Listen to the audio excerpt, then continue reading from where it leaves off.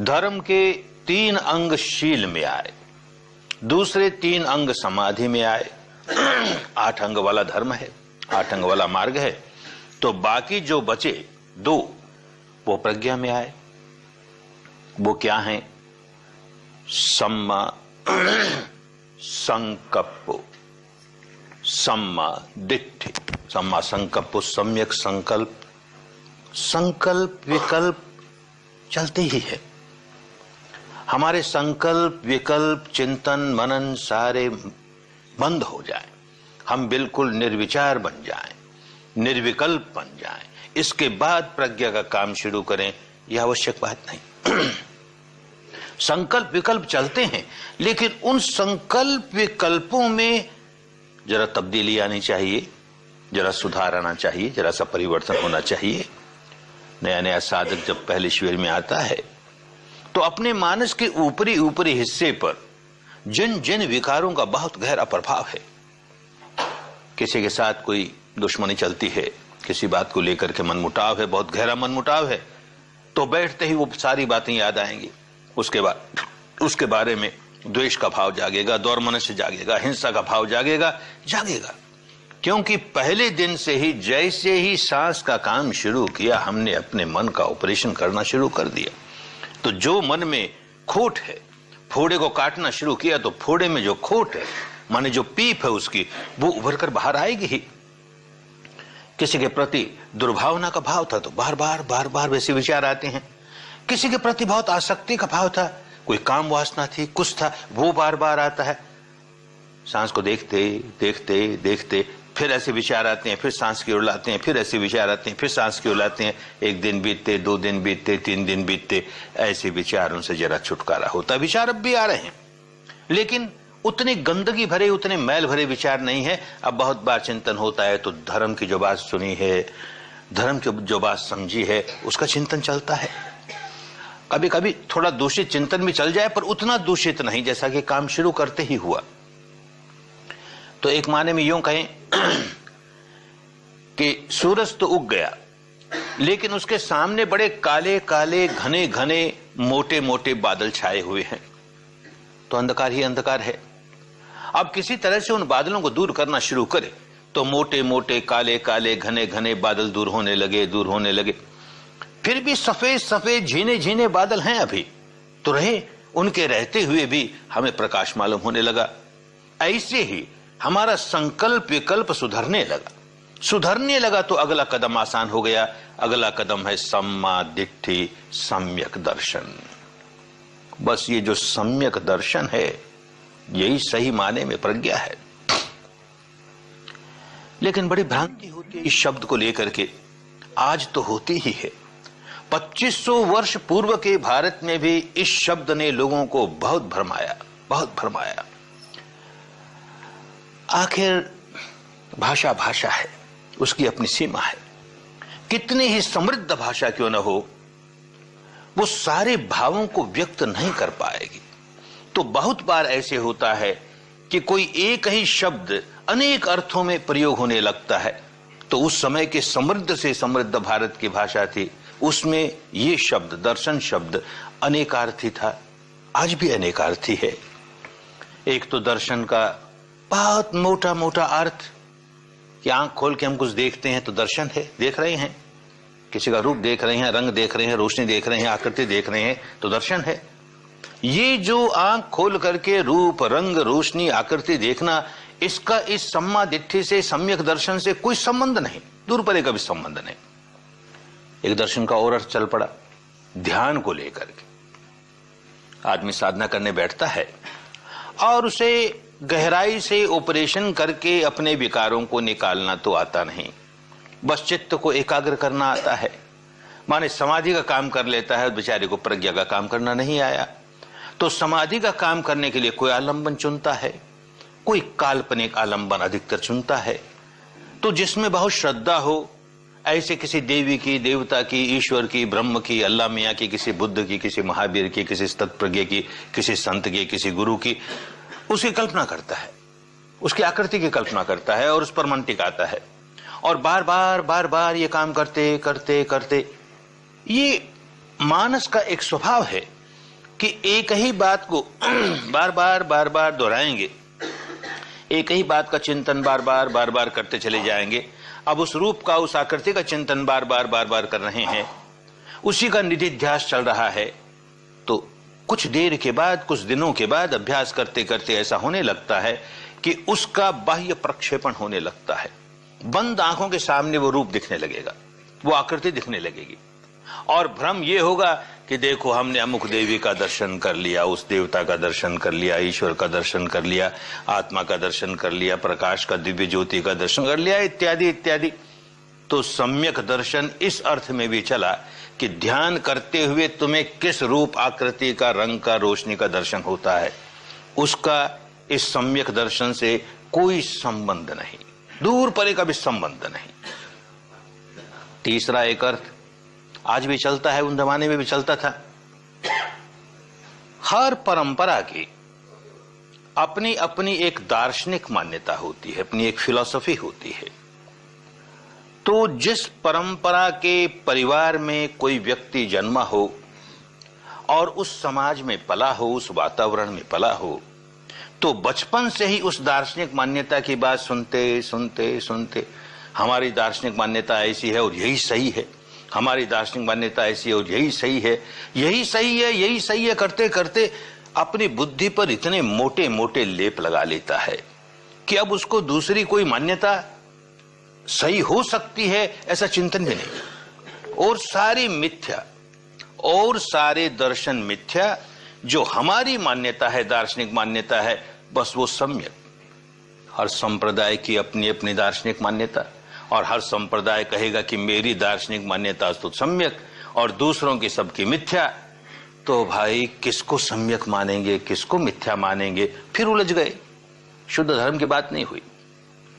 जहां ये दार्शनिक मान्यताओं का जंजाल किसी को बांधने लगता है, वहां समझ लेना चाहिए कि इस व्यक्ति को सम्यक दृष्टि कभी नहीं आएगी। अपना अनुभव तो है नहीं, सुना है, बचपन से सुनता आया, पढ़ता आया, मानता आया, और मानते मानते इतने मोटे मोटे लेप लगा लिए कि बस यही ठीक है, यही ठीक है, यही सम्यक है, यही सम्यक है। अब वो सचमुच जो सम्यक है उसको कैसे जानेगा, उलझ गया। तो सचमुच क्या सम्यक है?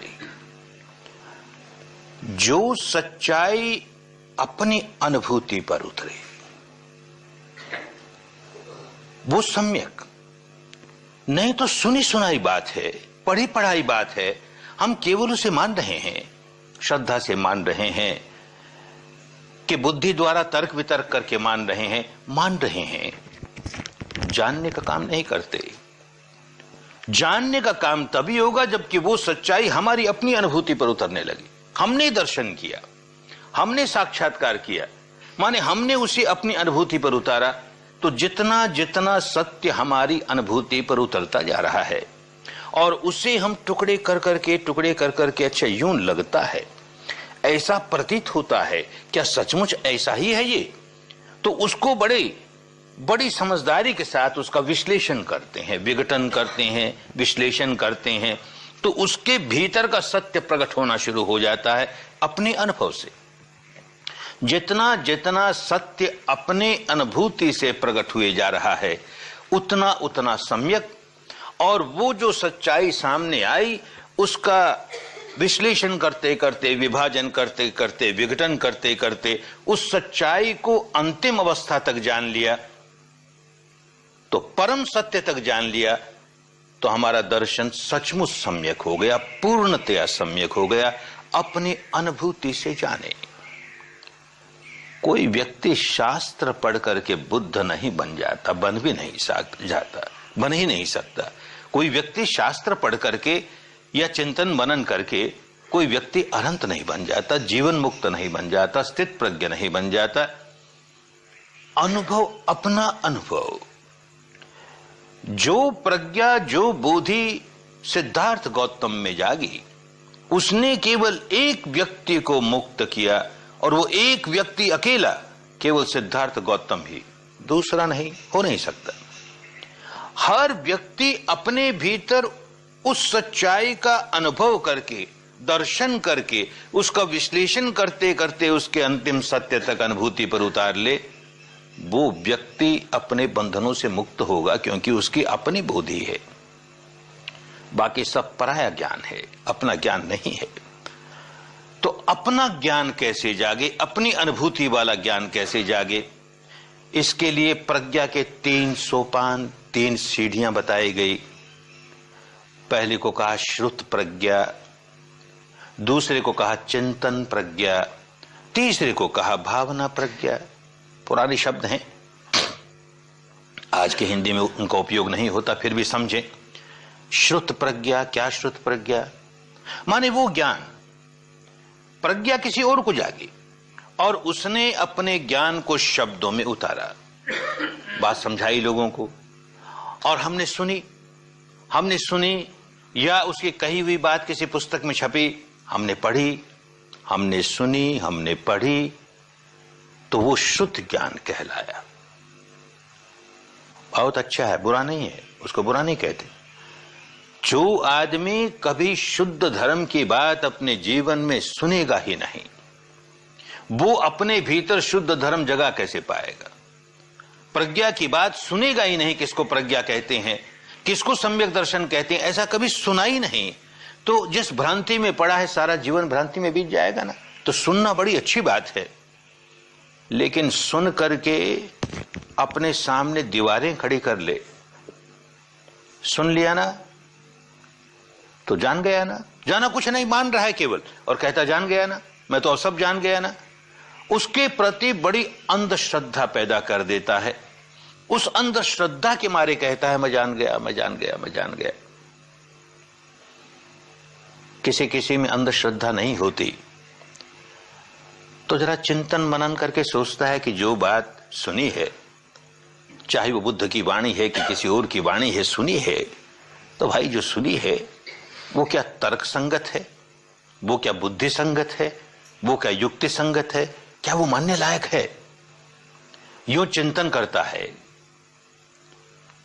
तो जो परंपरा के बुजुर्ग हैं, अपने परिवार के, अपने समाज के, जो परंपरा की सांप्रदायिक मान्यताओं के आचार्य हैं, उनका आसन हिलने लगता है। तो वो धमकाते हैं कि देख ये वाणी हमारी परंपरा के अमुक महापुरुष की वाणी, हमारे परंपरा के शास्त्रों की वाणी, और तू इसे मानता नहीं, तू इस पर तर्क वितर्क करता है, तो जानता है कि क्या परिणाम होगा।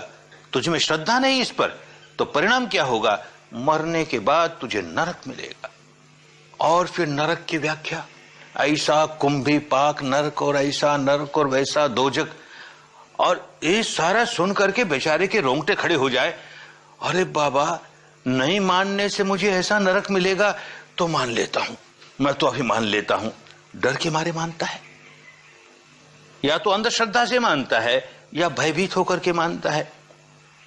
कभी कभी यही संप्रदाय के ठेकेदार प्रलोभन भी देते हैं, हमारी परंपराओं की ये जो दार्शनिक मान्यता है ना, इसको तुम बिना चूं चां किए, बिना तर्क वितर्क किए, जैसी है वैसे ही मान लोगे, तो जानते हो क्या परिणाम होगा? मरने के बाद स्वर्ग मिलेगा। और फिर स्वर्ग की व्याख्या, ऐसा स्वर्ग, उसमें ऐसी अप्सराएं और ऐसे पीने के लिए इस तरह की शराबें वहां की मिलेगी। अरे ये होगा, वो होगा, बेचारे के मुंह में पानी आना शुरू हो जाए। अरे मान लेने मात्र से अगर ये कुछ मिलता है, हमारा क्या बिगड़ता है? हम तो मान लेते हैं, अभी मान लेते हैं। तो या तो अंधश्रद्धा से माना, या भयभीत होकर के माना, या लोभ लुब्ध होकर के माना, माना ही माना, जाना नहीं बिल्कुल। तो अगला कदम उठाना बहुत जरूरी। हम मनुष्य हैं ना, हमको मनुष्य किस लिए कहा गया? मनन करना, चिंतन करना हमारा नैसर्गिक धर्म है, नैसर्गिक स्वभाव है, प्राकृतिक स्वभाव है। अंधविश्वास से किसी बात को मान लिया तो समझो कि मनुष्यता का ये बहुत बड़ा लक्षण खो दिया उसने, मनन करना। इसीलिए मनुष्य को मनुपुत्र कहते हैं। अरे मनुपुत्र क्या, ये तो कहानियों की बात। अपने ही मानस का पुत्र है। मैं जैसा हूं, भला हूं, बुरा हूं, जिस प्रकार का भी हूं, अपने ही मानस का पुत्र हूं। इस माने में मनुपुत्र कहा। चिंतन करना, मनन करना मनुष्य का नैसर्गिक स्वभाव है।